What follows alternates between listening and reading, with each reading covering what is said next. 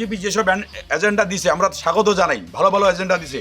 মহিলাদের 3,000 টাকা, বেকারদেরকে সেই জায়গায় 3,000 টাকা বেকারত্বকে দেওয়া হবে, প্রসূতি মাদের 21,000 টাকা।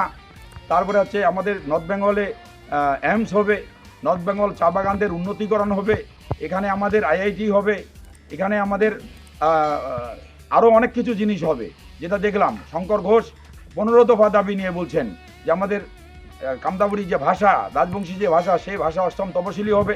আমরা স্বাগত জানাই, এই কাজগুলো 1 বছরের মধ্যে করুক, তাহলে তার মানুষ তাদেরকে গ্রহণ করে নেবে। ওরা কি চায় যে সাধারণত এক টাইম থাকবে আর থাকবে না? থাকুক, আমরা তো চাচ্ছি এমন ভালো একটা সরকার আসুক, যে সরকার আমাদের সরকার নিয়ে মতলব। আজকে আমি হয়তো তৃণমূল করি, আমি বিজেপি নাও করতে পারি, কিন্তু আমার আশেপাশে যারা আছে বিজেপির এই ভালো কার্যকলাপে তারা তাদেরকে ভোট দিবে। আজকে আমি যেখানে দাঁড়াইছি সেখানে 70,000 লোক ভোট দিছে, তাদেরকে এক্সট্রা ভোট দিছে, তার মানে তাদের কাছ থেকে কাজের আশা করছে। তাহলে তো আমার লোক নাই, তাহলে আমাকে অ্যাটাক করার মানে কি? আমার বাড়ি অ্যাটাক করার মানে কি?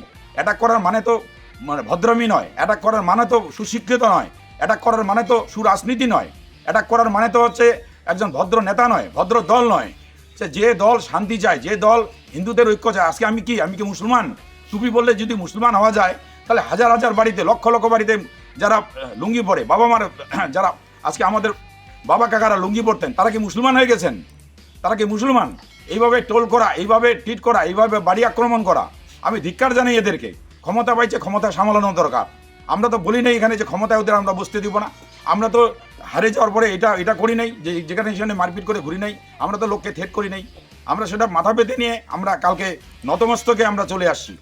এই যে অত্যাচার শুরু করছে, আপনারা জনগণ, বাংলার জনগণ দেখছেন, ভারতবর্ষের জনগণ দেখছেন কিভাবে চারিদিকে কালকে। এটা সোনার বাংলা, সোনার বাংলা না এটাকে ছাই করা হচ্ছে, না বাংলাকে পুরো ছাই করা হচ্ছে? এটা কি হিন্দুত্ব ধর্ম? কি হিন্দুত্ব প্রতিষ্ঠা কি এটা? এই আজকে হিন্দুদের বাড়িতে অ্যাটাক হচ্ছে, হিন্দুদেরকে মারা হচ্ছে। কই এখন তো হিন্দু মুসলমান কোনো ভাগ নাই। আর মুসলমানরা কেন মারবে? তারাও তো ভোট দিছে, যেসব মুসলমান এলাকায় আছে সেখানেও বিজেপি 300 350 লিড পাইছে। তাহলে কেমন করে লিড পাইলো? যদি ওরা মনে করে যেটা মানুষের আশীর্বাদ, তাহলে এটা ইভিএমের কোনো রকমভাবে না, কোনো রকম মানে ইভিএমের কোনো রকমভাবে কেরামতেই না, মানুষের আশীর্বাদ। তার মানুষের আশীর্বাদকে গ্রহণ করা দরকার। মানুষের দোকান ভাঙচুর, ক্লাব দখল করা, অঞ্চল দখল করা, এটার মানে কি? সবাইকে ধন্যবাদ, সবাইকে নমস্কার। বিচার আপনারা করবেন, যারা অত্যাচারিত করবে, পরিষ্কার শাস্ত্রের মধ্যে উল্লেখ আছে, তাদের ধ্বংস অনিবার্য হবে, আজ না তো কাল হবে। আমি এতটুকুই বললাম। জয়লাভ করছে, জয়লাভ আমরা স্বীকারও করি, যেভাবেই করুক আমরা স্বীকার করি, সেটা মানতেই হবে। এখন সরকার গঠন করবে, কিন্তু কালকে বিজেপির আমাদের যে রাজ্য সভাপতি, উনি পরিষ্কার বলে দিয়েছেন যে গেউরিয়া ঝান্ডা নিয়ে, গেউরিয়া পোশাক পরে কেউ যদি কোনো রকমভাবে অশ্রুপ করে, তাণ্ডব করে, কেউ যদি ক্যাচাল করে, তার বিরুদ্ধে কড়া অ্যাকশন নেওয়া হবে।